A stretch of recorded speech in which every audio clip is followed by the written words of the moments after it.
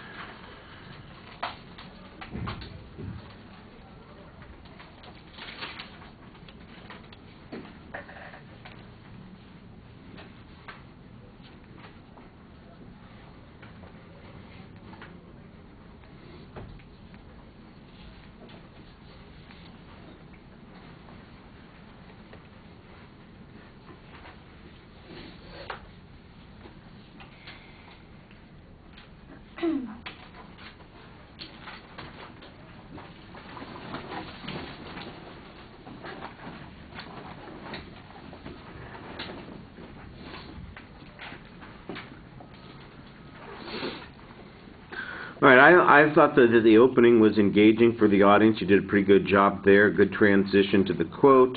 You need a sharper point of view.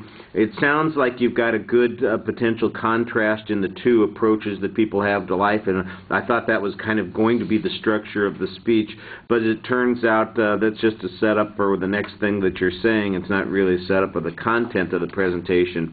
Once you get to the content, you've got a lot of ideas, but they're very superficial kinds of things. You go through them quickly, and it does seem a little bit like you're rushing through them. I think if you've got an actual experience, you could use that to talk about, relax a little bit, share a story with the audience and make the point, and it would be more natural for you. Presentation, your voice projects fine. I thought you actually had pretty strong variety in your voice while you were speaking.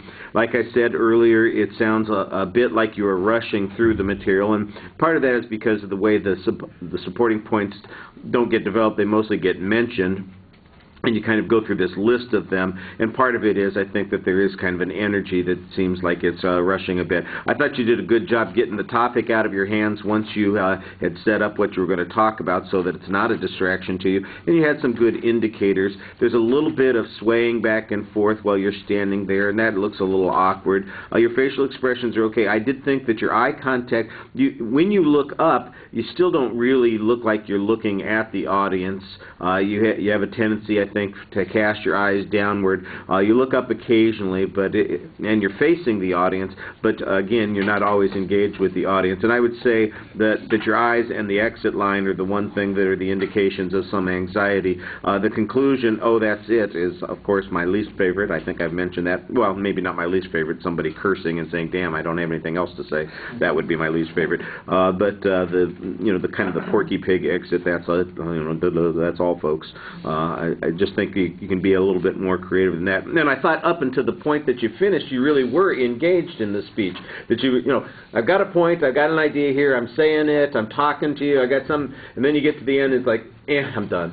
And it seems like it tosses off everything that you did before, and I don't think that you want to leave people with that kind of impression, even if you're not all that confident in what you were saying.